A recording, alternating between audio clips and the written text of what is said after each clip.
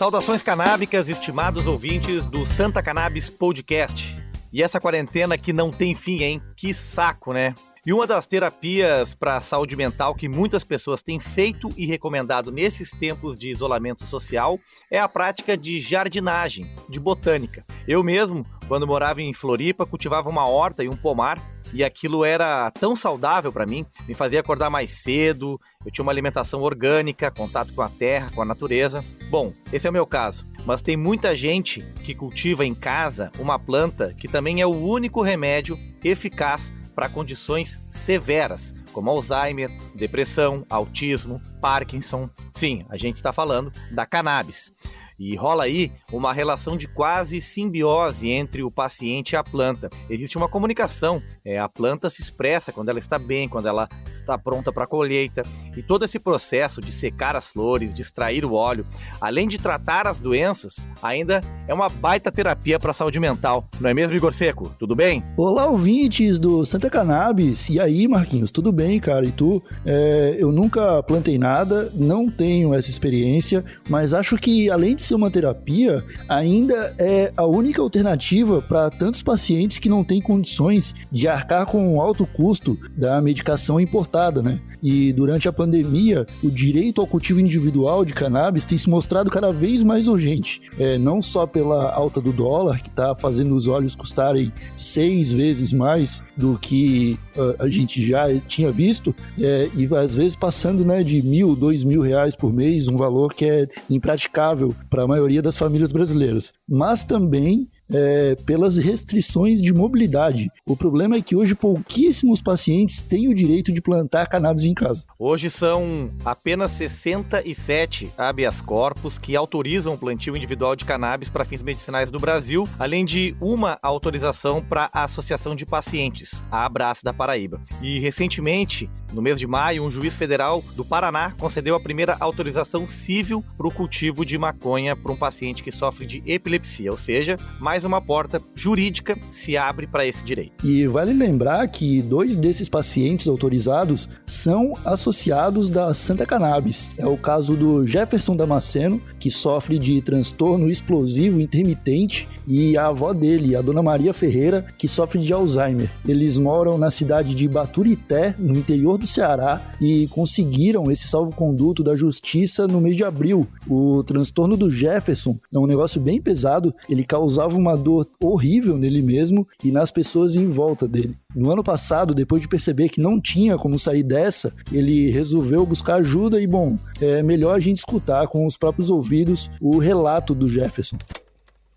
Como eu percebi que eu não aguentava mais, porque eu sempre eu achei que eu era muito forte, eu achei que eu aguentava bastante coisa, mas em 2019 eu percebi que eu não era tão forte assim, que eu tava fraco, que eu precisava de ajuda, que eu não tava bem, que eu tava surtando, tava chorando direto, tava tendo crise de fúria com muita frequência, tava me acabando, que eu tava dando murro com muita frequência na parede, tacando minha cabeça na parede com muita frequência, tava quebrando meu comércio todo, né? Porque minha crise sempre foi comigo, com meus objetos, nunca com o objeto do outro e nem ao ponto de chegar a agredir o outro. Mas infelizmente a minha mãe, eu senti que eu agredia muito a minha mãe, entendeu? O psicológico dela, porque eu acho que para uma mãe ver um filho se acabando, dando soco a todo momento na parede. E em 2019 eu procurei a Santa Cannabis, né, que é uma associação sem finalidade lucrativa. Graças a Deus a Santa Cannabis me disponibilizou o óleo, né, que o óleo artesanal rico em CBD, porque quando eu fui olhar o preço do medicamento eu vi que não era tão acessível para mim. Quem fez uso do medicamento foi eu e a minha avó, que a minha avó tem Alzheimer, ela também quando viu meu pai morto, né, sendo enterrado, ela piorou muito. Ela passou a não reconhecer mais as pessoas, passou a ter muita violência. Felizmente hoje eu tô vendo que eu tô reduzindo mais, sabe, esses momentos assim de crise, até mesmo pelo meu tratamento, né, que felizmente hoje eu pude garantir esse meu direito, que saiu a minha liminar, espero que saia o definitivo logo, né, a decisão definitiva do HC, para mim realmente ter certeza, né, que eu posso ter esse meu direito de me cuidar, né, meu direito de ter qualidade de vida, não só a mim, mas para mim e para minha família. É uma história bem pesada, né? A do Jefferson, da família dele, uma família bem humilde lá do interior do Ceará. E que bom que aí está tendo um desfecho feliz, né? E o habeas corpus do Jefferson e da Dona Maria é um pouco diferente, porque ele é duplo. É o mesmo HC que vale para os dois. Quer dizer, a polícia não pode prender nenhum deles por estarem cultivando maconha em casa. O advogado que entrou com esse HC é o Ítalo Coelho, da Rede Reforma do Ceará. Ele vai explicar para nós um pouco mais sobre essa liminar. Olá a todos e todas do podcast da Santa Cannabis. Venho falar para vocês sobre o habeas corpus que foi deferido agora no mês de abril, né, do paciente Jefferson Damasceno e sua avó, Dona Maria Ferreira, que no caso foi um HC duplo, né, um habeas corpus duplo, porque ambos moram na mesma residência, então o cultivo é para aquela residência e foi preferível adotar a via, né, de ser um único habeas corpus para 2 pacientes por conta justamente da questão do cultivo ser na residência dos mesmos, né? E os pedidos que foram feitos foram tanto para que as polícias civil, militar e federal se abstivessem de atentar contra o cultivo, né, em caso de alguma denúncia acerca daquela plantação, e também não atentassem contra a possibilidade de importação de sementes, né, para continuidade, para manutenção do cultivo. A decisão foi em caráter liminar, ou seja, ainda não tem sentença transitada em julgado, né, mas foi deferida essa liminar em 2 dias, né, da impetração do habeas corpus, o que foi uma surpresa muito grata, né, inclusive com reflexo por causa da Covid, né, a crise do coronavírus, que as autoridades policiais estão com prazo dilatado para prestar informações no habeas corpus, assim como o Ministério Público, e foi deferida a liminar, né, até que o processo possa se desenrolar. Perfeito. E para explicar para a gente como que funciona esse processo de obtenção de habeas corpus, nós vamos conversar agora com a advogada criminalista doutora Raquel Chiram, que é vice-presidente da Santa Cannabis e também integrante da Rede Reforma. Tudo bem, Raquel? Oi, Marcos, tudo bem? Igor, ouvintes da Santa Cannabis, um prazer estar aqui com vocês hoje, podendo dividir essas informações tão valiosas e de tanta serventia para tanta gente. Prazer é nosso também, Raquel. Bom, a família do Jefferson, ela é bem humilde, né? Eles moram lá no sertão do Ceará, numa cidade pequena, Baturité, e mesmo assim eles conseguiram um HC, e foi um HC duplo, para cultivar maconha em casa.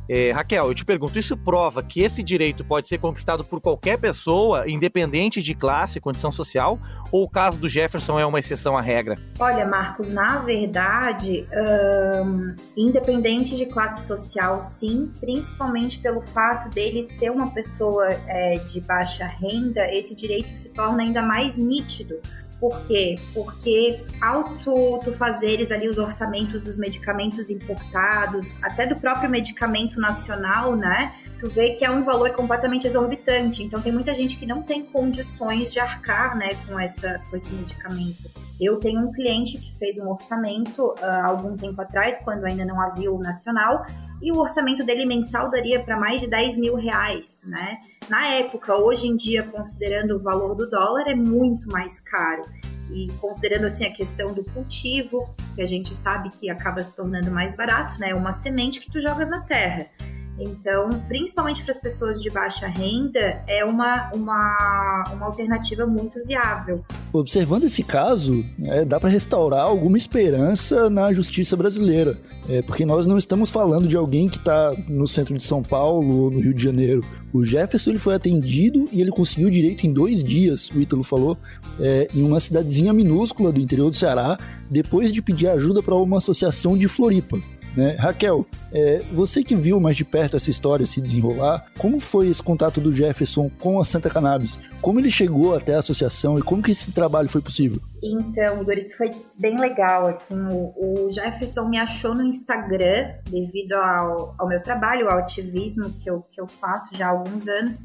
E ele entrou em contato realmente desesperado, buscando ajuda, sabe? Contou pra mim a história dele, da avó dele, que o que ele falou ali não se resume nem a 10%, realmente é uma situação muito triste. e ele é uma pessoa muito humilde. Então, na hora que eu me deparei com essa situação, eu logo falei com o Pedro, que é o presidente da Santa Cannabis, levei essa situação para a reunião e a gente deliberou que a gente não apenas ia tratá-lo como paciente, mas também faríamos um acolhimento diferente, porque além dele ser paciente, ele tinha o intuito de ajudar a avó e outras pessoas que precisassem da cannabis medicinal na cidade dele ou nos arredores. Então, ele sempre se disponibilizou a levar essa mensagem, a promover na faculdade dele debate sobre droga e, enfim, com o passar do tempo e com essa relação mais estreitada, né, com o Pedro e a associação, então a gente deu entrada no HSA dele por meio do Ítalo, da Reforma, e o Ítalo é um profissional maravilhoso, conseguiu resolver essa situação dele em 2 dias, o que, como ele mesmo disse, né, foi algo bem surpreendente, né, e ficamos todos muito felizes com isso. Doutora Raquel, antes de continuarmos aqui, até para o pessoal de casa entender um pouco melhor mais sobre você e qual é o papel de um advogado na luta por justiça quando o assunto é plantio de cannabis medicinal, nós gostaríamos de convidá-la a se apresentar, né? Você ainda não se apresentou, eu gostaria que você dissesse pra gente há quanto tempo você trabalha nesse meio, quando foi que você decidiu se unir a essa causa e lutar pelas pessoas que buscam o direito de plantar e como que começou o seu envolvimento com a Santa Cannabis. Olha, Igor, isso aí é bem engraçado, assim, o meu ativismo, na verdade, começou na faculdade, porque antes de eu entrar na faculdade, eu nunca tinha provado maconha, eu fui fumar pela primeira vez na vida na faculdade e fiquei esperando um efeito super, vou ficar doidona, vou me jogar não sei da onde, fiquei esperando, dormi esperando, acordei no outro dia e pensei, porra, me enganaram, esse tempo inteiro eu tava achando que era uma droga super horrível e era só isso, sabe, era fome e sede que eu ia sentir, então tá. Aí, a partir dali, eu comecei a questionar um pouco esses julgamentos que as pessoas faziam, né, aos usuários, e maconheiro vagabundo, maconheiro isso, aquilo, né, e comecei a perceber meus amigos, que são pessoas que estão do meu lado até hoje, que são usuários e que, enfim, são advogados, são empresários, e a vida segue, né, a maconha acaba não prejudicando se bem usada. Então, quando eu comecei a entender a necessidade de uma educação para as drogas como uma redutora de danos, né, dos efeitos negativos do abuso da droga, eu me senti no dever de usar dos meus privilégios, né, enquanto uma branca, enquanto uma classe social mais favorecida, vamos dizer assim, para levar essa mensagem adiante, porque na verdade quem mais sofre os efeitos da guerra às drogas são os pobres, né? São os negros, é a favela. Então, no auge aqui, no alto dos meus privilégios, eu quis levar essa mensagem adiante. Então, desde a faculdade, isso aí já vai fazer, sei lá, quase 10 anos que eu tô ficando velha já, meu Deus. Mas já faz uns 10 anos, então, que eu sou ativista aí. E quando eu me formei e comecei a advogar, talvez por ter conhecimento da causa, eu comecei a pegar muitos casos de usuários, né? Que infelizmente hoje no nosso ordenamento jurídico a lei de drogas ela é muito vaga e permite que o julgador confunda o usuário com um traficante, né? E é o que a gente mais vê, inclusive considerando que a polícia é o primeiro juiz da causa. É a polícia que vai dizer se aquela pessoa é usuária ou ela é traficante, né? E o juiz vai observar a questão ali de local e condição social da pessoa para dizer se é traficante ou usuário. Então, se a pessoa é apreendida, por exemplo, numa favela, ela inevitavelmente vai ser taxada como traficante, né? Sim, entendo. E o seu envolvimento com a Santa Cannabis começou depois que você se formou? Começou depois que eu me formei. A Santa Cannabis agora vai fazer 1 ano e meio, né, só de existência, apesar de parecer uma eternidade, porque a gente já, olha, graças ao Pedro, o presidente, e todos os nossos parceiros, a gente já foi longe. O Pedro chegou lá no escritório por indicação de um outro colega, advogado, criminalista também, por saber que eu trabalho majoritariamente com usuários e essa questão da cannabis. E ele me apresentou a Santa Cannabis e na hora que ele chegou com essa ideia para mim, parece que fez uma liga dentro de mim. Era tudo que eu queria, era eu poder unir a advocacia né, com o meu ativismo e ajudar, de fato, pessoas que precisam da cannabis num outro nível, né? A gente vê as pessoas que se tratam com cannabis, parece que ocorrem milagres na vida dessas pessoas, das famílias. Sim. Então, para mim foi maravilhoso. Perfeito. E um dos clientes da Raquel e associado da Santa Cannabis é o shaper e sushi man, o Ivan, de Florianópolis. Shapers são aqueles profissionais que fazem prancha de surf. O Ivan, este é o nome dele, mas nós vamos preservar o sobrenome como uma forma de preservar a identidade da filha dele, que é uma menina de 16 anos, com autismo. E no áudio a seguir, o Ivan vai nos contar como que o óleo artesanal que ele mesmo fazia, só que de forma clandestina, melhorou muito a condição da menina e fez inclusive ela largar os medicamentos tradicionais. A minha filha, ela é autista, tem 16 anos, e ela começou a tomar risperidona quando tinha 8 anos, porque ela não dormia muito bem, era muito agitada, e daí, uma autista assim, ficava difícil. Então ela começou a tomar risperidona, e aquilo ajudava, por um lado, a questão do sono, mas por outro tinha outros efeitos colaterais, né?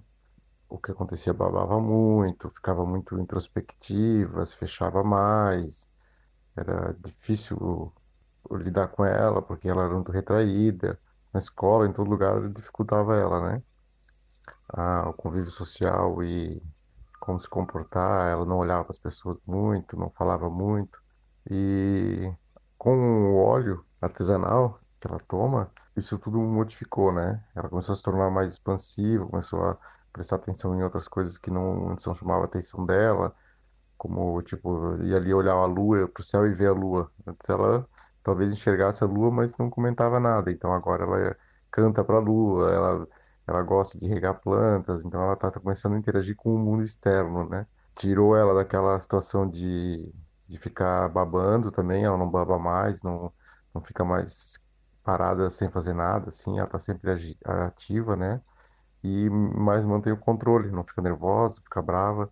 Então, como o efeito foi melhor do que eu imaginava e não tem o dano colateral, eu vejo como 100% de eficácia para mim, né? E para ela também. Tanto que ela toma sozinha, ela gosta, não é um remédio, uma coisa que ela tome e fique ruim e não gosta de tomar. Só que plantar é muito arriscado, né? É muito legal, eu não conseguia ficar tranquilo com aquela situação, né? É 24 horas de terror, né? É 24 horas de legal, tem muita chance de dar errado, tu não pode ninguém ver, o estresse é absurdo. Desse jeito que tava, eu resolvi fazer com o próprio prensado mesmo e continuou um resultado bom. O óleo ficou também, né? Um prensado com alguma qualidade, e ainda saiu um óleo com alguma qualidade. Esse áudio do Ivan, ele mexe comigo sempre que eu escuto, porque tenho um afilhado autista e imagino como deve ser para um pai, né, poder tratar a filha com cannabis. E mesmo que esteja aí comprovado que ele usava cannabis para tratar a filha com melhora significativa, o Ivan acabou preso por tráfico e passou uma noite detido na 5ª Delegacia de Polícia de Florianópolis. Do nada apareceu a polícia na minha casa e eu tinha recém pego uma quantidade maior para poder fazer óleo para minha filha. Isso é outra coisa também, que para te pegar uma quantidade, né, não é fácil comprar ilegalmente, entendeu? Então tudo é obscuro, tudo é perigoso, né? E eu tive que fazer isso e daí acabei, né, tendo aquele produto em casa ali, ia fazer o óleo e no outro dia minha casa já é invadida pela polícia, entendeu? Sem mandato, sem nada. Não tinha tráfico nenhum, não tinha nada, daí me levaram para a delegacia. Era final de tarde, eu fiquei detido até o outro dia na audiência de custódia, né? E como eu não tinha mais conta em banco, eu guardava o dinheiro em casa, levaram todo o meu dinheiro que eu tinha. Aí começaram os meus problemas, né? A prisão em si lá, fiquei um dia na delegacia, no outro dia na audiência de custódia. Eu já fui liberado, porque eu tenho 48 anos, sou réu primário, né? Nunca tive nenhum envolvimento com nada na vida, com droga, com polícia, com briga, com nenhum problema judicial, nunca. Então a juíza me liberou e tal. Agora, com a Santa Cannabis aí, eu tô fazendo toda a regularização da minha situação, né? Que é prescrição médica, né? Agora eu tenho uma prescrição médica para minha filha, tem acompanhamento ali dos advogados dela, no caso, né? Então agora a minha intenção mesmo é conseguir o habeas corpus para poder cultivar e não sofrer mais esse abuso, né? O dinheiro que eu tinha era o dinheiro da venda de um carro que eu já tive restaurante, então eu sempre tinha um capital de giro que quem tem filho tem que ter guardado, né? Para não perder. E como eu mudei de cidade, eu cancelei a conta no banco e esse meu dinheiro foi todo pego e usado como se eu fosse traficante. Então eu voltei para casa no dia sem um centavo no bolso, nem para comer, entende? E aí tive que recomeçar tudo de novo. Que situação mais constrangedora que ele precisou passar, né, Raquel? Como é que foi pra tirar ele da cadeia? Ai, isso aí me deixa passada, mas infelizmente é a realidade da maior parte dos meus clientes que de fato são usuários e são presos como traficante. Tirando o fato dele ter sido preso, ter tido, né, o valor de mais de 5 mil reais que ele tinha guardado apreendido, né, do dia para a noite, a polícia invadiu a casa dele, a polícia invadiu num terreno com mais casas, né, a polícia invadiu a casa de todos os vizinhos, ou seja, se expôs ele como se traficante fosse. Inclusive a polícia prendeu determinada quantidade de maconha para consumo nas outras casas e colocou como se fosse tudo dele, né? Essa abordagem foi feita na frente da filha dele, que é autista. Então, para quem conhece um pouco da doença, sabe, imagina como que ela deve ter ficado revoltada e raivosa e como isso pode regredir no tratamento eventualmente, né? Então ele foi exposto para a filha, foi exposto para os vizinhos, né? Bem complicado. Ele contou no áudio que ele teve o dinheiro apreendido. Esse dinheiro ainda está com as autoridades? Como é que aconteceu? Igor, ainda está apreendido no processo, né? É de praxe que todos os valores apreendidos numa suposta prisão em flagrante fiquem retidos até a sentença, né? Se for absolutória ou desclassificatória para o artigo 28, que é o artigo do usuário, esse valor é devolvido para ele com a devida correção monetária, mas caso haja a condenação, esse dinheiro normalmente é declarado perdimento. E qual é a situação atual dele? Além dele estar buscando o HC, claro, mas o tratamento da menina? Olha, pelo que eu tenho conversado com ele, a filha dele tá muito bem, tá super tranquila, como ele disse, né? Ela tem essa vontade de trabalhar na terra, com as plantas, ela fala com a lua. Inclusive, eu tive na casa dele, visitando ele, e pude conhecê-la. Ela me abraçou, me beijou, e assim, uma fofa, sabe? Nem parecia que era uma menina com autismo, assim. Ela é super comunicativa, e o caso dele agora, na verdade, ontem, foi recebida a denúncia, o juiz afastou todas as preliminares de nulidade que eu tinha aventado, né, tanto da nulidade do flagrante pela invasão domiciliar, a tipicidade da conduta dele, né, porque na verdade ele não é traficante, então ele é um paciente, a conduta dele seria atípica. O juiz afastou, recebeu a denúncia e marcou a audiência dele, então, para março de 2021. Nossa, e o que ele poderia ter feito para evitar essa prisão? Se ele tivesse alguma documentação com ele da Anvisa, indo atrás do remédio, ou uma prescrição médica, isso já teria ajudado ele a ser mais bem visto, talvez, pelos policiais? O que ele poderia ter feito? Olha, Igor, pode ser que sim e pode ser que não, depende muito, né? Porque o princípio da prisão dele foi uma denúncia anônima por tráfico de drogas, supostamente. Pode ser que essa denúncia tenha sido por uso de maconha, a gente não sabe, mas o policial, a partir do momento que invade a casa de uma pessoa, ele tem o interesse de validar o flagrante, né? Para não incorrer em nenhum crime de responsabilidade. Então ele vai dizer que a denúncia foi de tráfico, e aí ele vai angariar, né, coisas para validar essa afirmação. Normalmente eles pegam Royal Pack, faca, que tiver eles vão juntar, né? Então, independente dele ter alguma coisa ou não, pode ser que o resultado fosse o mesmo. Mas, se ele já tivesse a receita médica para a filha dele, talvez pudesse ter aliviado um pouco essa situação. A gente nunca sabe, né? Raquel, então a pergunta de $1 milhão, né? O que o paciente precisa fazer e possuir, né? E ter em mãos para dar entrada no pedido de habeas corpus para plantar cannabis com fins medicinais? Então, vamos lá. Primeiramente, a pessoa deve ter uma doença tratável com o uso de cannabis, né? A partir disso, ela vai consultar um médico prescritor, que vai dar, então, a prescrição médica, né? Com o CID da doença e o CRM do médico. Todos os laudos médicos que a pessoa tiver, o histórico clínico, a gravidade da doença, o sofrimento dela decorrente, né? Como que era feito o tratamento antes, os efeitos colaterais que a pessoa sofreu, como melhorou a qualidade de vida com o uso do óleo, né? Depois disso, dá entrada na autorização de importação da Anvisa. E é importante que a pessoa comprove se já fez algum curso também sobre cultivo e extração, né? E aí qualquer outra documentação que reforce a importância do uso da cannabis para melhora no quadro clínico, né? Por exemplo, a pessoa faz fisioterapia, fonoaudiologia, os professores, né?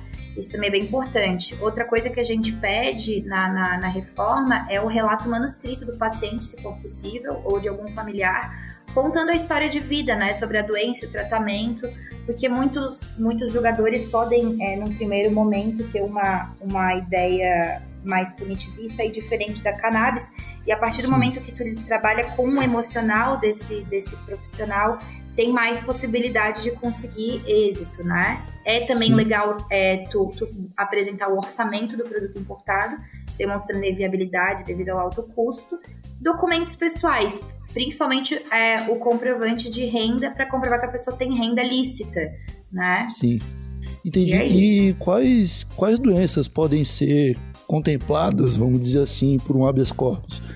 Ansiedade é uma delas, talvez?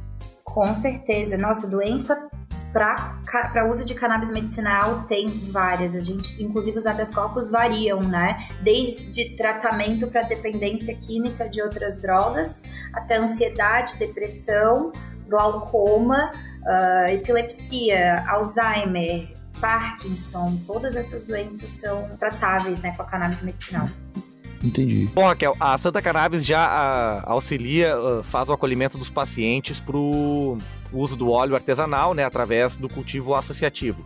Mas a ONG vai entrar agora com uma campanha jurídica chamada Santa Cannabis no Quintal, que é para auxiliar os pacientes que querem fazer o cultivo em casa. Explica pra gente, então, que campanha é essa, Raquel?